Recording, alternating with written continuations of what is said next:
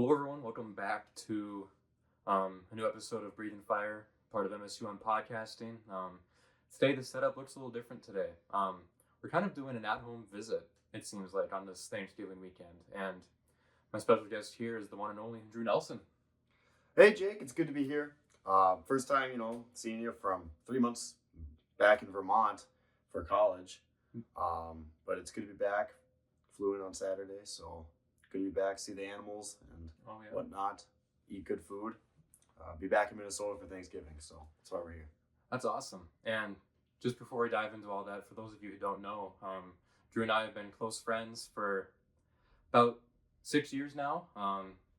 We started hanging out a little more once he got up into the high school area when I was a 9th grader and he was a 7th grader, because we go from 7th to 12th over here in Bagley. And once we started hanging out a lot more, also we grew up just across the street from each other for a really long time. And once we started hanging out a lot more, Drew just decided to, or his family decided to move just a few blocks down, and now he's on a nice house over here on Lake Lamont in Bagley, Minnesota. And before we dive into anything, Drew, let's just talk about, what you did growing up and all that stuff. Yeah, absolutely. So growing up, I did football for like 5th, 6th, and 7th grade. And then after that, COVID hit, right? So what are we going to do? Football was no-go. Everything was pretty much a no-go other than cross-country. And I was like, okay, I guess we'll do this in place of football. And I was like, all right. So we tried cross-country, and it turns out I actually enjoyed it a little more. So I stuck with it throughout my 5 years at Bagley, or how many. Then it got me into track and field. And then I also got into the one-act play, Bagley one-act play, which has a pretty good reputation in the area since junior year. One of those years was not with Jacob. I'm thinking of the spring play. I also did the spring play, all screw musical, pep band, small group ensemble, large group ensemble. I did the overall student council president. I did a year of mock trial. I did yearbook. I did knowledge bowl. And if anything else comes to mind, we'll bring it up. You were a busy person in high school. That's all we have to say. But even before high school, you still were pretty popular, because over here in Bagley, we had this thing called accelerated reading back in the day. And every time we had one of those assemblies, Drew Nelson was just winning all those reading awards. You read all the books in the world and all the words in the world to get those medals for how many hours you logged in on reading and like how many things you did that. So I remember you being pretty popular in the elementary side of things too. But yeah, I remember cross country that year as well during COVID. I also did cross country that year, and it was a no-go for me, but I enjoyed it that year though. I remember I decided to stay with football during those years, and then of course basketball, and then up until later in high school, then we did one act and all that stuff. But now that we're out of high school, obviously I've been at Moorhead State for a couple of years now, but you just graduated last spring, and just when you were in your senior year and deciding where you want to go, how did you end up deciding to go to school in Vermont? So that's a really good question, and it's quite a broad one, how you think about it. And I was actually introduced to it by a friend we all know. She went to school in Bagley as well. Bagley's a small area. Everyone knows who everyone is. But I got introduced to Norwich University because I wanted to go into the military. That was started in 10th grade. And throughout taking classes at Bagley, like the ones of Ole, Mr. Anderson, he teaches AP Bio, Anatomy and Physiology, some of those higher level courses that would be really helpful for someone going into a biology degree. And so I got interested into the medical field that way. And I was like, hey, military, medical field, let's try to be a military doctor. So at the end of the day, I was really considering Norwich, University of North Dakota. But at the end of the day, I chose Norwich because of its rich military background, and that way I could hopefully be a military doctor one day. Yeah, and obviously Norwich being a military school,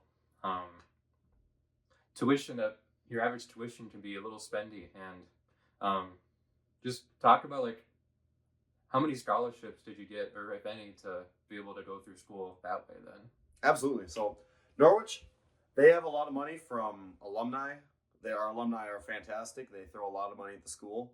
If you have a high GPA in high school, you're going to get a scholarship for something. I was gifted the presidential scholarship. It's $30,000 a semester, but I also owed $10,000 per semester after that because it's a spendy school. I'm from Minnesota, going to Vermont, out of state. No way, Jose. Mm-hmm. So I was like, all right, we're going to the Army. Let's pursue the ROTC National Scholarship. So I applied, right? We didn't get it on the first board. There's 3 boards, and I got pretty lucky. I got on the second board, and which basically meant that the Army was going to cover 3 years of my schooling fully. And then Norwich worked really great. They're fantastic, and they covered my entire first year that the Army didn't cover. Awesome. And now you've been at Norwich for a couple months now. Before going to school there, what did you do for work leading up to going to school then? Absolutely. So at Bagley, we have a store. It's called Galen's Fresh Food and Hardware. Oh, yeah. I started working there in my 8th grade year. I started as cashier, moved my way up to manager. And then this past summer, I was like, we're going to try to go in the medical field. Let's land a job into somewhere that can make my resume look good. So looked around for jobs, and I found a medical scribe job in the Bemidji, Minnesota hospital, their emergency department over there. And so I applied, and I balanced Galen's manager and being ER scribe for a while, but at the end of the day, I spent the majority of the summer just working as an ER scribe. What was that like then? Being an ER scribe and all? It was great. The shifts were a little longer than at Galen's, but I also got to see some real world problems that would directly affect my future career. It really granted good exposure. I got to work hand in hand with emergency doctors and really see what they do. And it really opened my eyes into the field. Obviously being a scribe, you see a bunch of different, scenarios in case of emergency when you're working in that field. So just talk about what were one of the most unexpected moments that you had at the hospital over there then? Absolutely. I can't go into too much of detail because of HIPAA, but I can talk about some of the injuries that I did see and how it affected me. I knew that going into the ER, traumas would be a little bit unpredictable, and I didn't really know what to expect from them. I mean, you see a lot of things in medical shows and whatnot, but at the end of the day, a trauma did come in. It was like my 5th shift, so about my 50th hour into working at the ER. There was a fire, and this dude, he was pretty burned up, pretty bad, and kind of opened my eyes to the entire field. And after that, I went home every day feeling pretty redeemed for working at a place like that. Being in that summer mode before your first year at college, obviously you're on the other side of the country basically, and it's not easy saying goodbye to home either, even if you're going to school 2 hours away like I am. So just talk about what it was like those last few days before, the plane ride over to Vermont. I'm not going to lie with you. I was pretty bored, low key. Other than when I was actively doing something with my friends and my parents, family and whatnot, just sitting at home, knowing that the end was coming soon. I just felt really bored. Let's get this thing ripping. Just rip the Band-Aid off. Let's do it. Mm-hmm. And before you went to school, you have to do a little fun vacation with your parents before then, right? Yep, absolutely. We went to New York City for a week before because we took the entire plan was to take a train from Minneapolis. Take a plane from Minneapolis to New York City, JFK Airport. Mm-hmm. Spend a week there, which we did. We went to a lot of places, Statue of Liberty, 9/11 Memorial Museum, all the touristy things that happen in New York City. Ate some pizza from Times Square. Mm-hmm. But after that, we were going to take a train from Penn Station, New York City to Albany, New York, just because we didn't want to. We're going to Vermont, right? It's about a 10-hour journey. So we wanted to cut it up a little ways. So once we get to Albany, took a rental car, brought it up to Vermont, and there we were. There you go. And once you got to Vermont, what happened from there? Yeah. So first day in Vermont, it was kind of the last day before getting to Norwich, before chaos broke loose. Went to pick up a few more things that I needed for school, such as multi-tool, other things like that. I got to Norwich the next day for cross country. It was our preseason drop-off day before any of the Norwich Corps Cadets activities started. So got there, checked into health and conditioning, took a concussion test, all the things at Norwich. I got helped into my dorm, and then it was a pretty normal night from there. And then the next day started. And what happened the next day? So the next day, that's your Rook Arrival Day at Norwich. You're known as a Rook. You're for your first year, short for recruit. Rook Arrival Day, it's your last day with your parents. You're going to get marched down to this big Shapiro Field house, and they're going to be like, you have 7 minutes to say bye to your parents. And I was like, okay, we ball. So we did that, and then they marched all of the Rooks up to this big area, and we met our cadre, and let's just say chaos broke loose, and Rookdom officially started. And I guess that was your welcome to military school moment. And just take me through like the adrenaline rush that was going on. Did you have any thoughts thinking like, oh, I should not have done this, or oh, what am I doing right now, and all that? Absolutely. The first, I was pretty game for the first 3 hours, and then from the first 3 hours on to the next 2 or 3 days, it was pretty rough. I was not feeling it.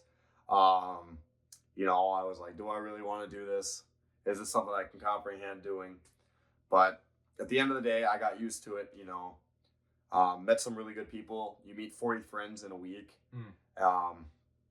But we're here now, and it's going a lot better than we did the first week.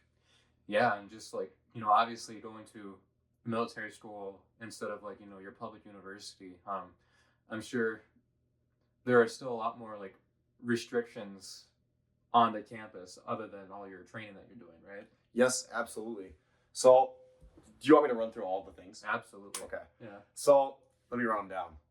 So, when you're a Rook, if you're in barracks, which is your normal dorms at a college, but we call them barracks, or if you're outside walking around campus, you do this military movement. It's used in drill and ceremony when you're going around corners. It's called the squaring movement. So, hypothetically, if I'm walking outside at Norwich or in the barracks, I'm walking in the right side at all times. We call it the gutter. If I were to reach a cross point, I'd have to square left or right in order to go that way. You can't walk normally until you're recognized as a cadet. The other thing you have to do, when you're eating, you sit front 6 inches of your chair, you pick the food up like this, put it back down, put the silverware back down, and then you can start chewing. Another thing is you can't talk in the hallways of anywhere. You can't talk outside. You can't talk to your friends. You can talk at ease in academic buildings because it's school. Big focus on academics there. Another thing you do, you're not allowed to close your door. You have these door cards. You have to update them every 2 hours of where you are. Another thing is you have uniforms. There's a code flag each day you have to go outside and check that regulates the uniform of the day that you're going to wear. Mm-hmm. You also have sergeant's training time where you'll do constructive training with our cadre, which is sometimes this thing we call changing games, where you'll have 5 minutes to change in the uniform of the day, where we'll get in the hall and someone will be like, the uniform of the day has changed to OCPs. You have 5 minutes. Go. And sometimes we'll do go get your bottom white sheet, where you'll be like, go to the foot of your racks and get the bottom white sheet of your bed, and then bring it into the hallway and hold it straight out in front of you like this. You have 5 minutes to perfectly make both racks in your room. Go. Another time we'll go PT. That could be your usual running or smoke session. It could be a workout at the gym. It could be literally anything. We also practice marching. Lots of drill and ceremony over there. Yeah, that's a good way to put it. Yeah, and just talk about like, being a resident there, of course, what's the term you guys use for like being like a non-campus resident? If there even is a term. At Norwich, we kind of split it into 2 sectors. Sure. You'll have your civilian student side, which they have their own dormitories on another side of campus. And then all of the Corps Cadet students are on an area of campus called the Upper Parade Ground. Okay. And just to have like a little bit of like your normal college life, I guess maybe not as normal for you, but like there might be a lot of freshman hazing, so to say. So, is there anything that like caught you off guard in terms of like that area, like just upperclassmen hazing the rooks, basically? So sometimes there's this thing called cadre fishing, um, where you'll stick your belt under your door after lights out at night, usually around 9 p.m. And your cadre will be in the hallway, and they're gonna try to get your belt from under the door.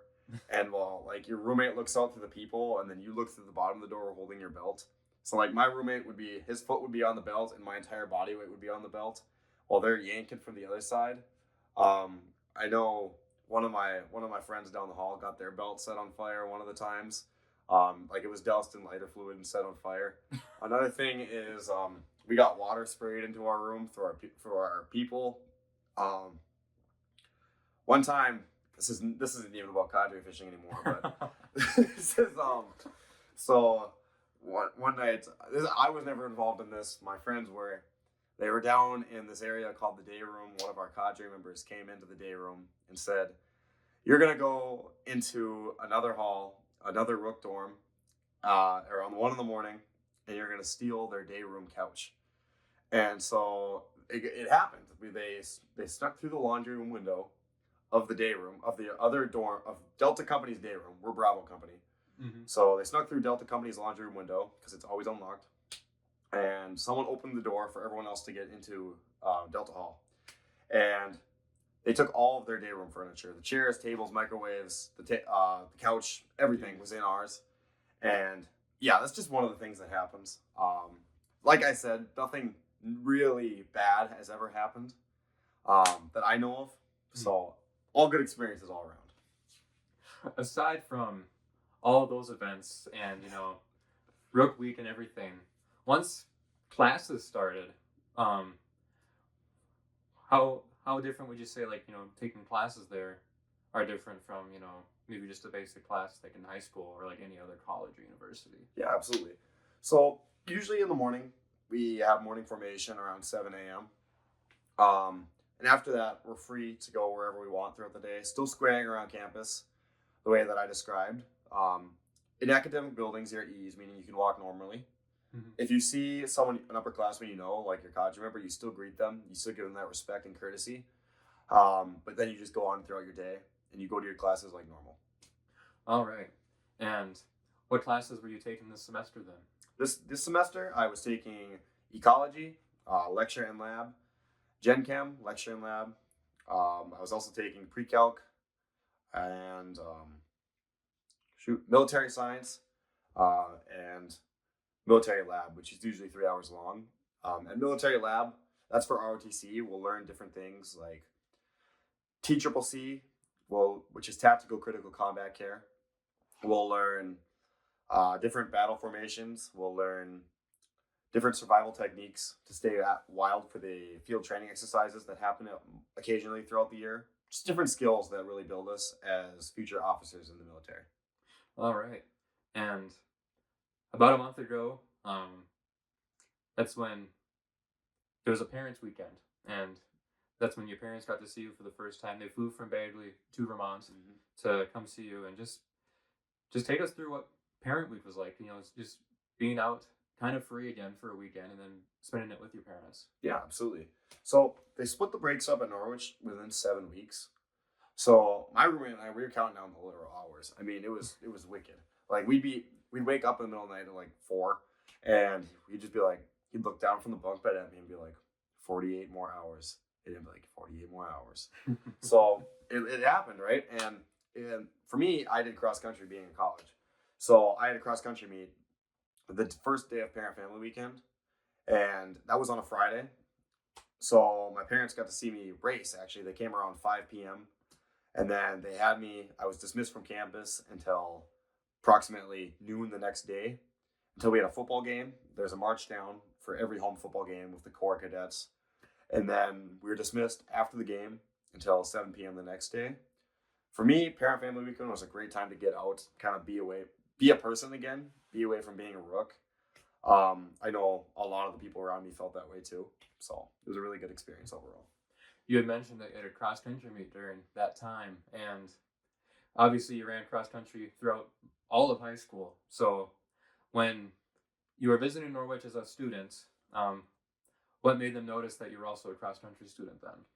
So I actually reached out to the coach my junior year of high school when I first heard about Norwich, and I reached out to him. We had a Zoom meeting. It was like an hour and a half. He met me, learned my running tactics, running history, and whatnot. And he was like, "All right, this guy seems pretty cool. We'll keep the connection going, see how you do in track season."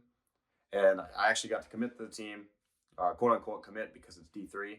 So no contract, but kind of an agreement of sorts. I committed in May of my senior year of high school. I got to go run over there this fall. Completely different game from running high school cross country and college cross country. In college, there's going to be more focus recovery, how you as a runner adapt, how the workouts are paced, and overall a big change from high school. Yeah, even if it's a D3 school, the athletic facilities are going to be a lot more advanced than Bagley High School. So another thing too, like just like the atmosphere and like the culture of being in cross country in college versus being in cross country in high school. Like, what are some similarities and what are some differences? Yeah, so similarities. We're out there every day running.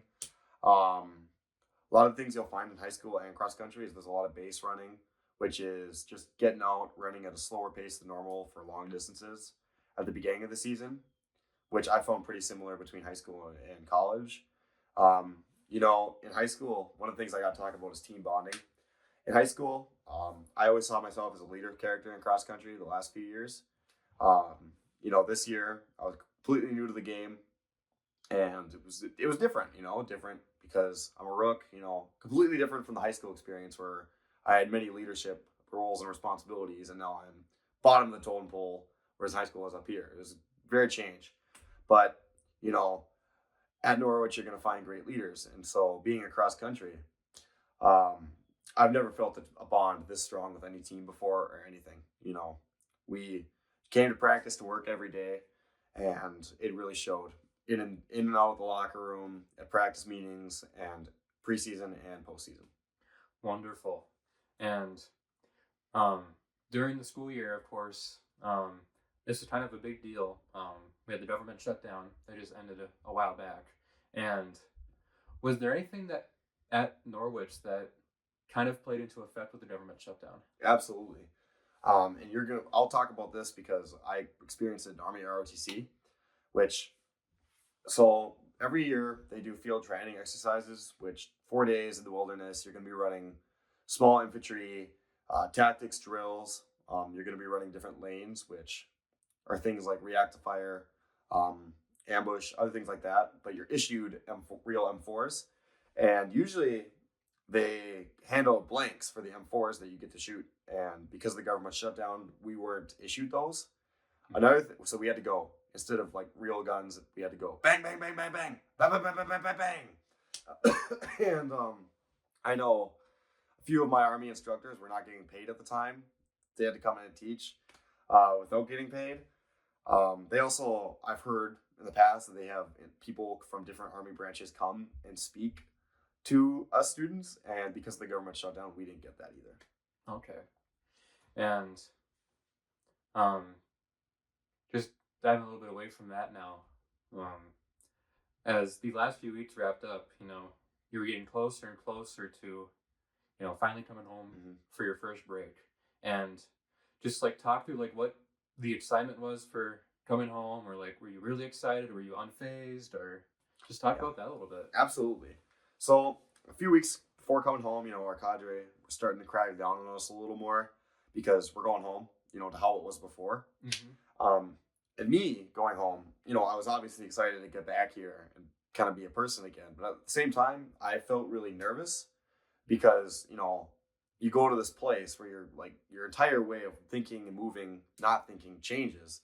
And so you as a person, you feel changed. And I feel changed coming back here. But I was nervous because, coming back to Bagley where it all started and going to Norwich, and I feel like this new person, I feel like I'm transgressing. Because right now I feel like the 3 months that I spent in Norwich didn't even happen. So yeah, that's probably the best way I can describe it there. Yeah. When you flew into Bemidji, just like talk us through like what were you feeling in that moment? So seeing when you're flying up just above Bemidji, seeing Lake Bemidji and all that, and finally landing and you're on the ground and you're on your way home to Bagley. Just talk about that ride home, basically. It was absolutely wicked. I ran across the Minneapolis airport because my flight was supposed to happen like half an hour after my other plane landed.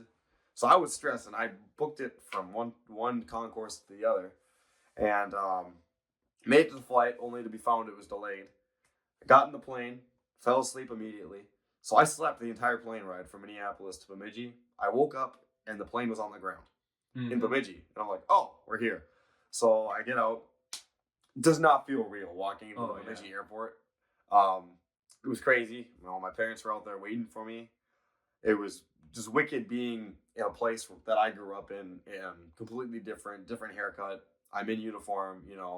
It's completely surreal experience. Yeah, and now that you're home, I mean, you still have been busy a little bit. Like you were in the high school on Monday doing some promotions for the school and recruiting and all that. Absolutely. So Norwich, they found that 75% of people that go to Norwich were actually introduced to the college by peers like me, for example. So they have an initiative called the Fall Break or Break Recruiting, where they send young college kids like me to go back to their high schools and areas around them and present about it. And it's supposed to be about their story and their experiences about the college and really speak about it in a good way. So I came back to Bagley with a folder and a presentation that I made of myself with photos and whatnot. And I put together about a 45-minute presentation. And we really hit about five out of 7 classes of the day, and really got a chance to spread the message about this college to past students, past peers of mine that I knew once upon a time. And just, going back to your high school while you're a college student, the stereotype may be, oh, they peaked in high school. What are they doing here?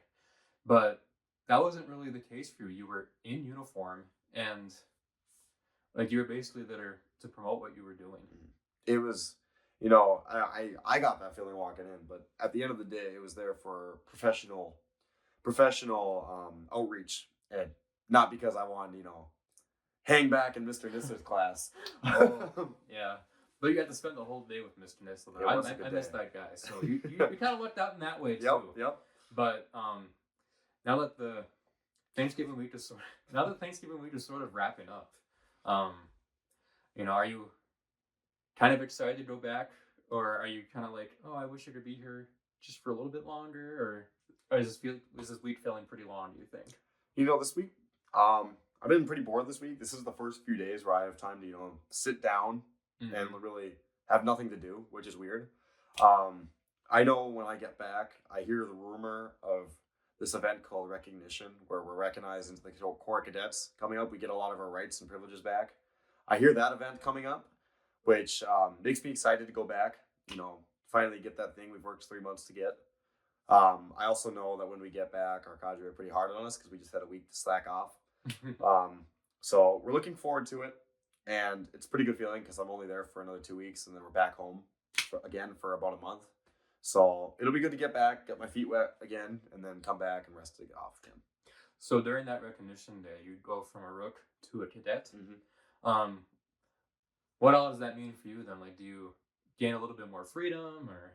Absolutely. I can walk normally outside, can walk next to my friends, speak to them. I can use my phone whenever I want. Can shut the door. I don't have to be back at 8 p.m. every night. You're a human again, and as much as I don't know what goes on at Recognition, they keep it a pretty big secret over there, what actually happens and what it is. It's a whole bunch of speculation. I know it can only mean good things. Yeah, and as you can see right now, you're in civilian clothes. Yeah, absolutely.